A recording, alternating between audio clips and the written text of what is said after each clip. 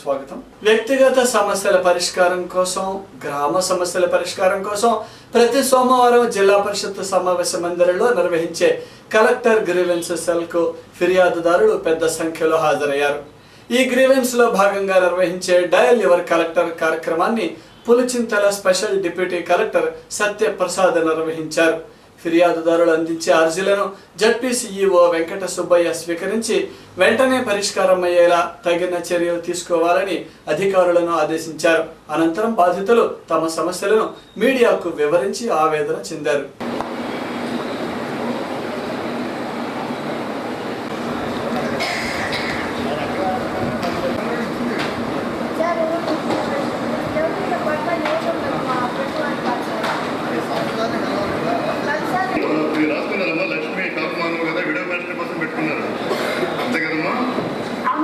మీ cell number చెప్పమ్మా. మీ cell number చెప్పండి.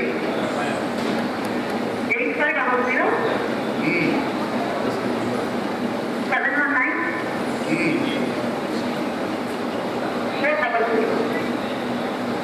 సరే అమ్మా, వేకెన్సీస్ వచ్చినప్పుడు తప్పకుండా మీ వీడియో దృష్టికి రిక్వెస్ట్ కన్సల్ట్ చేయమని చెప్తామమ్మా. పంచాయతీ డిఆర్డీఏ ద్వారా చెప్తాం. ఎండిఓ గారు కలవడం వస్తారు.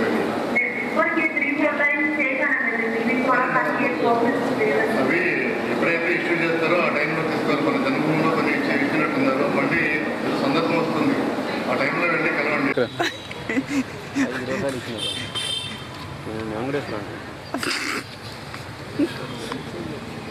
ఆయన నాయుడు మీరు 630 కుటుంబాలు ఉన్నాయి. 630 కుటుంబాల్లో 550 ఇచ్చారు. ఏమి ఇచ్చారు? ప్యాకేజ్ ఇచ్చారు. వన్ టైం సెటిల్మెంట్ కానీ ప్యాకేజ్ ఇచ్చారు. ఏం పోయినాయి మీకు? ఇల్లు కోల్పోయినాయండి. ఇల్లు పొలాలు కొంచెం ప్రదేశాలు అయితే వారింటికి సెటిల్మెంట్ కింద ఇచ్చారు. కానీ ఇంకా 30 కుటుంబాలకు ఇవ్వాల్సి ఉంది. వాటిని పోయిన జనవరి నెలలో సంతకాలు పెట్టారు మేడం గారు. పెట్టి అవి పేయకుండా ఆఫీస్కి వెళ్ళినాయి డబ్బుల కోసం. ఇల్లు అంటున్నా కానీ ఇంతవరకు అమౌంట్ ఇవ్వాలి. ఏంటి సంవత్సరం ఇచ్చారు కూడా. ఇల్లు పోయి 2009 పోయి అభివృద్ధి తిరుగుతున్నాం. ఏం చదువుతున్నారు? ఇస్తా ఉంటున్నారు. ఏం చదువుతున్నారు కానీ ఎంత నష్టపోయారు? కుటుంబానికి 9,60,000 ఇచ్చారు. మా గ్రామానికి 9,60,000. అందులో ఒక్కరు కొంచెం కూడా రాలేదా? కొంతమందికి వచ్చారు సార్.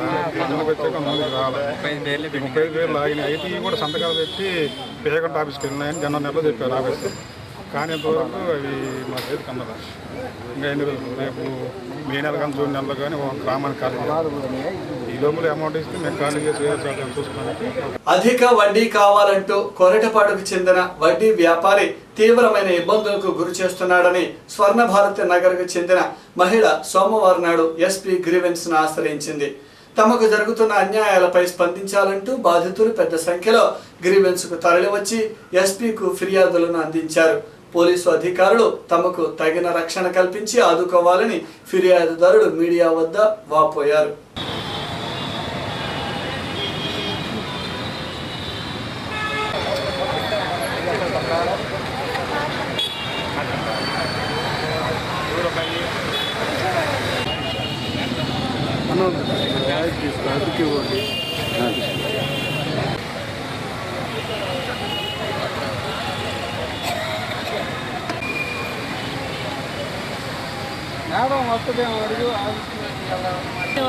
ఈ సాంబశివరావు దగ్గర 3 లక్షల రూపాయలు వడ్డీకి తీసుకున్నాను. 3 లక్షల రూపాయలకి 3,50,000 మొత్తం 6,50,000 కట్టాను. అయినా నాకు డాక్యుమెంటు హక్కు లేదని డాక్యుమెంట్ ఇవ్వట్లేదు. స్థలం తను నా స్వాధీనంలో ఉంది, నువ్వేం చేయలేవు అని నాకు డాక్యుమెంట్ ఇవ్వకుండా నన్ను మోసం చేసి పోలీసు దగ్గరికి వెళ్తే నాకు ఎలాంటి న్యాయం జరగలేదు. అందుకని ప్రభుత్వాన్ని కోరుతూ ఎస్పీ గారి దగ్గరికి వచ్చాను. నాకు సహాయం చేయమని కోరుతున్నాను. ఇంతకుముందు 2 సార్లు వచ్చాను సార్ ఎస్పీ గారి దగ్గరికి. పోలీసు సిఐ గారికి వాళ్ళకి ఫోన్ చేసి చెప్పాడు, కానీ నాకు ఎలాంటి న్యాయం జరగలేదు సార్. అందుకని మళ్ళీ ఎస్పీ గారి దగ్గరికి వచ్చాను. నాకు న్యాయం చేయమని, డాక్యుమెంట్ నాకు ఇప్పించమని ఎస్పీ గారిని కోరుతున్నాను సార్.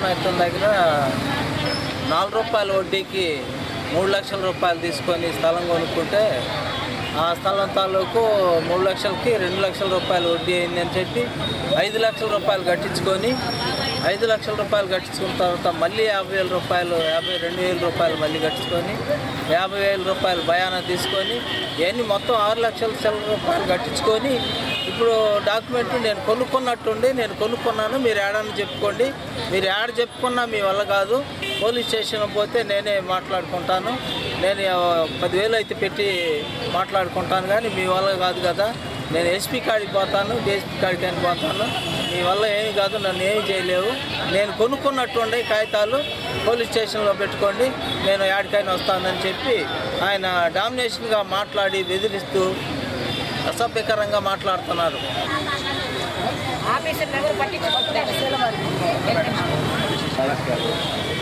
రాజకీయాలకే పాల్పడుతున్నారు. ఎదురు వినాయకుడి టెంపుల్ వెనకండి ఆ గుడి సంబంధించిన స్థలాలు ఆక్రమించేసి మా ఇంటి పక్కన శివకుమారి, వాళ్ళ చిన్న కొడుకు శ్రీనివాసు, వాళ్ళ కోడలు వాణి, వీళ్ళ ముగ్గురు మా మీద దౌర్జన్యానికి వచ్చి మా పిల్లలు కాలేజీకి వెళ్తుంటే రౌడీల చేత బెదిరించి మీ అంతు చూస్తామని చెప్పి మా మీదకే వచ్చి మళ్ళీ స్టేషన్కి వెళ్ళి కేసు పెట్టి ఇక్కడ ఎస్పీ ఆఫీస్లో కూడా కేసు పెట్టి మమ్మల్ని 14 పోలీస్ స్టేషన్ పిలిపిస్తున్నారు. అక్కడ ఏమి గొడవ ఎందుకు వచ్చిందంటే గుడి 40 లక్షలు వసూలు చేసి చందాల రూపంలో గుడికి ఉన్న స్థలం మొత్తం ఆ ఇంట్లో కలిపేసేసుకొని గోడ పెట్టేసేసి గుడి మాది, మీరెవరు రావటానికి లేదని చెప్పి దందాలు చేస్తున్నారు. ఏంటి అని అడిగినందుకు మా మీద కొట్టడానికి వచ్చి గొడవలు చేసి పిల్లలు కాలేజీకి వెళ్తారండి, పిల్లల్ని బెదిరిస్తున్నారు. శ్రీనగరు, నల్ల చెరువు, ఇంకా అక్కడ నెహ్రూ నగరం, వసంతరాపురం, వీళ్ళందరూ కుర్రోళ్ళని అందరిని పెట్టి బెదిరించి కాలేజీలకు మీరు ఎట్టెళ్తారు, మేము ఎంత చూస్తామని చెప్పి మా పిల్లల మీద ఇచ్చేస్తున్నారండి. ఆక్రమించేసి గుళ్ళోకి రావడానికి లేదని చెప్పి నడి రోడ్డు మీద పైపులు పెట్టేసిందండి. గుళ్ళోకి వెళ్ళడానికి లేదు, అంతా నాదే అంటుందండి. నేను కట్టించాను, నాది అంటుంది. గుడి ఆమె కట్టించింది, నేను పైన మెరుగులు చేసింది, 40 లక్షలు వసూలు చేసింది, దానికి అసలు పర్మిషనే ఇవ్వలేదని చెప్పారు వాళ్ళు. మరి ఇదేంటో తేలాలి, మమ్మల్ని స్టేషన్కి తేవ పిలిపిస్తున్నారు, దాని గురించి ఎవరు ఎంక్వైరీ చేయట్లా. మేము ఇక్కడ పెట్టుకుంటే మాకు ఏదైనా న్యాయం చేస్తారని చెప్పి మేము ఇక్కడికి వచ్చామండి. మాకు న్యాయం కావాలండి, మా మీద దౌర్జన్యం చేస్తారు, మంచాల వ్యాపారం చేస్తారు. 3 కొడుకులు ఉన్నారు, ఆ కొడుకులను ఉసిగలిపి మా మీద దౌర్జన్యం చేస్తుంది. ఆడవాళ్ళు లేదు, మగవాళ్ళు లేదు, కొట్టేస్తానికి వస్తున్నారు. ఆమె పేరు శివకుమారి, తోటా శివకుమారి. రాత్రి లాయర్ని తీసుకొచ్చి మేము కమిషనర్ దగ్గరికి వెళ్ళి డ్రైనేజీని పగలగొట్టించాం కమిషనర్ ద్వారా, అది దాన్ని పగలగొట్టించామని చెప్పి ఒక లాయర్ని రౌడీలను తెచ్చి దౌర్జన్యం చేసి ఎందుకమ్మా ఇట్లా కొడుతున్నావు, పర్మిషన్ తెచ్చి చేయంటే ఆ లాయర్ కూడా మా మీద రాత్రి గొడవకు వచ్చాడు. అది కూడా ప్రూఫ్లు ఉన్నాయి మాకు. ఆహార సలహా మండలి సమావేశం సోమవారం నాడు కలెక్టరేట్లోని డిఆర్సి సమావేశ మందిరంలో జరిగింది. ఈ సమావేశంలో జిల్లాలోని ఎంపీటీసీలు, ప్రజా సంఘాల నాయకులు పాల్గొని గ్రామాలలోని చౌక డిపోలలో జరుగుతున్న అనేక అక్రమాలను పౌర సరఫరాల శాఖ అధికారి చిట్టిబాబు దృష్టికి తీసుకువచ్చారు. ఈ సందర్భంగా చిట్టిబాబు మాట్లాడుతూ పౌర సరఫరాల శాఖ ఆధ్వర్యంలో ఎటువంటి అవకతవకలు జరగకుండా అన్ని జాగ్రత్తలు తీసుకుంటున్నామని హాజరైన సభ్యులకు హామీనిచ్చారు. వీటికి సంబంధించినటువంటి సమాధానం కూడా మనకు చెప్తే బాగుంటుంది. మౌఖిక ఆదేశాలు కూడా రాలేదు కాబట్టి పేపర్లో వచ్చిన దాన్ని కూడా మీరు స్పందించాలని చెప్పేసి వార్తామండి. ఇది ప్రధానమైనది. ఈరోజు ఈ కార్యక్రమం పెట్టడం అనేది కూడా అది ఎలా పెట్టారనేది మాకు అర్థం కాదు. ఆ రోజు ఒక ఆఫీసర్ నాని పరిస్థితిలో ఉండే విధంగా ఈరోజు పెట్టడం కూడా జరిగింది. కానీ ఇంతవరకు ఎవరు కూడా వాళ్ళకి పిలుపు వచ్చినట్లు కానీ మాకు రిపోర్ట్ ఇవ్వట్లేదు, మమ్మల్ని పిలవట్లేదని చెబుతున్నారు. శాసనసభ్యులు, అలాగే పార్లమెంట్ సభ్యులు, ఎమ్మెల్సీలు, వీళ్ళందరూ కూడా దీనిలో సభ్యులు. వారు కూడా దీనిలో యాక్చువల్గా మీటింగ్కి హాజరయ్యి వారి యొక్క అమూల్య సలహాలు, వారు తీసుకున్నటువంటి చర్యలు, దాని మీద గౌరవ సభ్యులు మీరు చేసినటువంటి సూచనలన్నీ కూడా వింటారనే ఉద్దేశంతో వాళ్ళందరినీ కూడా దీనికి ఇన్వైట్ చేయడము, దానికోసంగా ఈ మీటింగు వారందరూ ఎప్పుడైతే వస్తారో అప్పుడు నిర్వహిద్దామన్న ఆలోచనతో ఇది డిలే జరిగిన మాట యథార్థం. నేను ఇప్పుడు చెప్తున్నాను, ఇది 4వ నెల, ప్రతి 2 నెలలకు ఒకసారి మీటింగ్ జరుగుతుంది. మళ్ళా జూన్ మాసంలో 4వ సోమవారం రోజున ఇది ఖచ్చితంగా జరుగుతుందండి. ఇదే మీకు తెలియజేస్తున్నాను సభాముఖంగా. ఇక మీదట ప్రతి 2 నెలలకు ఒకసారి తప్పనిసరిగా మీరు అంటున్నారు కాబట్టి ఎవరు వచ్చినా రాకపోయినా ప్రజాప్రతినిధులు కూడా దీనిలో పాల్పంచుకుంటే బాగుంటుందనేటువంటి ఉద్దేశంతో దీన్ని కేవలం అందరూ రావాలనే కారణంగా దీన్ని వాయిదా వేయడం తప్ప వేరే ఉద్దేశం కాదు. నెక్స్ట్ జూన్లో 4వ సోమవారం ఖచ్చితంగా జరిగి తీరుతుంది. ఇక మీదట ఎప్పుడు ఈ విధంగా జరగకుండా ఉండే అవకాశం లేదు. తర్వాత మీరు ఈ పాస్ల విషయంలో దాన్ని మీరు తెలియజేయడం జరిగింది. ఈ పాసులు అనేవి దాదాపుగా మనం సంవత్సరాల కాలం నుంచి ఇంట్రడ్యూస్ చేయడం జరిగిందండి. ఈ పాసులు పెట్టిన తర్వాత అంటే మనకి ఈ పాసులు నెలకొల్పినప్పుడు ఒక 3-4 నెలల పాటు మనం నిజంగా సాంకేతికపరమైనటువంటి సిబ్బంది మనకి ఇబ్బందులు ఎదురవడం, తర్వాత మనం ఆ సాంకేతిక సిబ్బందిని అపాయింట్ చేసుకుని వాళ్ళని కాస్త గ్రామాలకు తిప్పడం జరిగింది. కానీ గత దాదాపుగా 1 year నుంచి ఈ ప్రాబ్లమ్స్ అన్నీ మనం స్ట్రీమ్లైన్ చేయడం జరిగింది. ప్రతిరోజు కూడా మనం గమనించినట్లయితే మినిమం యావరేజ్ రాష్ట్రంలో ఎప్పుడు ఎటువంటి ఎన్నికలు వచ్చినా వైసీపీని అధికారంలోకి తెచ్చేందుకు ప్రతి కార్యకర్త ఒక సైనికుడిలా పనిచేయాలని నగర అధ్యక్షుడు అప్పిరెడ్డి అన్నారు. సోమవారం పార్టీ కార్యాలయంలో డివిజన్ నాయకులతో ప్రత్యేక సమావేశం ఏర్పాటు చేసి పార్టీ బలోపేతానికి తీసుకోవాల్సిన చర్యలను వివరించారు. ఈ సమావేశంలో ఎమ్మెల్యే ముస్తఫా, పలువురు నాయకులు హాజరయ్యారు. యూత్లో ఉన్న బీసీలో ఉన్న అక్కడికి సంబంధించినటువంటి ఆ బూత్ కమిటీలో గడపను కూడా రాయొచ్చు, తప్పేలా. ఇప్పుడు వార్డుకు నాయకత్వం వహించగలిగే 30 ఇళ్ళు మనం ఒకరిని 30 ఇళ్ళు తిరుగుతా అంటే పొద్దున తిరుగుతారు, సాయంత్రం తిరుగుతారు, మధ్యాహ్నం తిరుగుతారు. వాళ్ళందరికీ మన ప్రాబ్లం తీసుకెళ్తుంటారు. కానీ పార్టీ పరంగా ఇంకో బాధ్యత అందజేయగలిగినటువంటి పరిస్థితులు మనకు ఉంటాయి. కాబట్టి దయచేసి బూత్ కమిటీలు అంటే మీరు ఆశామాషిగా తీసుకోవద్దు. ఈ బూత్ కమిటీల ద్వారానే రేపు కార్పొరేషన్ అధ్యక్షులు పదే కోరుతా ఉన్నా. మీరు ఇచ్చినటువంటి పేర్లు చాలా పేర్లు మాకు ఉన్నాయి.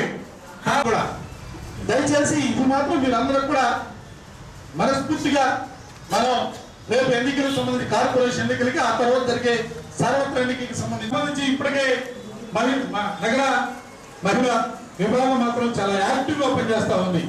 ఇప్పటికే వాళ్ళు చాలా వరకు అన్ని విద్యల్లో కూడా ఉంచడం అనేది సాధ్యం కాదు. నేను ప్రమాణంగా చెప్తా ఉన్నా.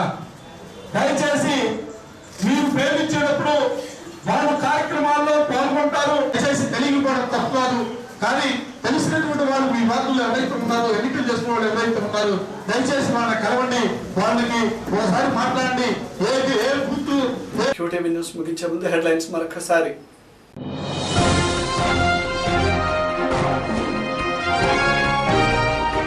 నకిలీ ఏసీబీ అధికారి ఆట కట్టు, స్వాధీనం చేసుకున్న 90,000 రూపాయల సొత్తు.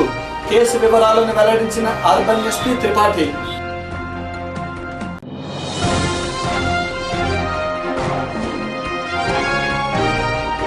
వ్యవసాయ కార్మికుల డిమాండ్లను పరిష్కరించండి, కోనేరు రంగారావు కమిషన్ సిఫార్సును అమలు చేయండి. మహాధర్నా కార్యక్రమంలో సిపిఐ నాయకులు ముప్పాళ్ల.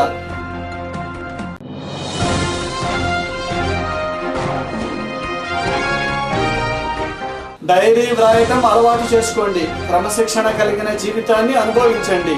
2017 పోలీసు డైరీ ఆవిష్కరణ సభలో అర్బన్ ఎస్పీ. ఇవి ఈరోజు విశేషాలు. మరిన్ని వార్తలతో మళ్ళీ కలుద్దాం. నమస్కారం.